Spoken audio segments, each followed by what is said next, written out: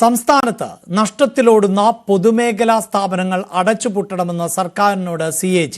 131 പൊതുമേഖലാ സ്ഥാപനങ്ങളിൽ 77 നഷ്ടത്തിലാണ്.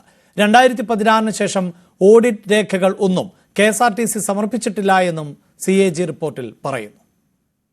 നഷ്ടത്തിലായ പൊതുമേഖലാ സ്ഥാപനങ്ങൾ സ്വകാര്യ നിക്ഷേപകരുടെ സഹായത്തോടെ പുനരുജ്ജീവിപ്പിക്കണമെന്ന് CPM സംസ്ഥാന സമ്മേളനം അംഗീകരിച്ച നയരേഖയിൽ പറഞ്ഞിരുന്നു. അതിന് പിന്നാലെയാണ് പതിറ്റാണ്ടുകളായി അടച്ചുപൂട്ടലിന്റെ വക്കിലുള്ള പൊതുമേഖലാ സ്ഥാപനങ്ങൾക്ക് വേണ്ടി എന്തിന് പണം ചെലവാക്കുന്നു എന്ന് കൺട്രോൾ ആൻഡ് ഓഡിറ്റിംഗ് ജനറലും ചോദിക്കുന്നത്. പൊതുമേഖലാ സ്ഥാപനങ്ങളുടെ ദയനീയാവസ്ഥയുടെ കണക്കുകൾ ഇങ്ങനെ: സംസ്ഥാനത്ത് ആകെയുള്ളത് 131 പൊതുമേഖലാ സ്ഥാപനങ്ങൾ, നഷ്ടത്തിലോടുന്നത് 77. ആകെ നഷ്ടം കണക്കാക്കുന്നത് 18,026 കോടി രൂപ. 2020 മുതൽ 23 വരെയുള്ള രേഖകൾ പരിശോധിച്ചാണ് CIGയുടെ കണ്ടെത്തൽ.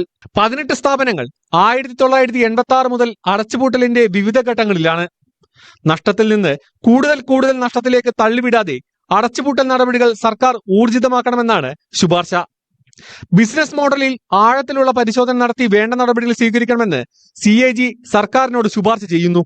കൂട്ടത്തിൽ 58 സ്ഥാപനങ്ങൾ ലാഭത്തിൽ പ്രവർത്തിക്കുന്നവയാണെന്ന ആശ്വാസവും റിപ്പോർട്ടിലുണ്ട്.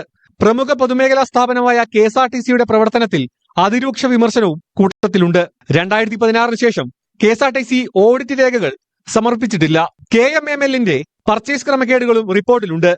News 18 തിരുവനന്തപുരം.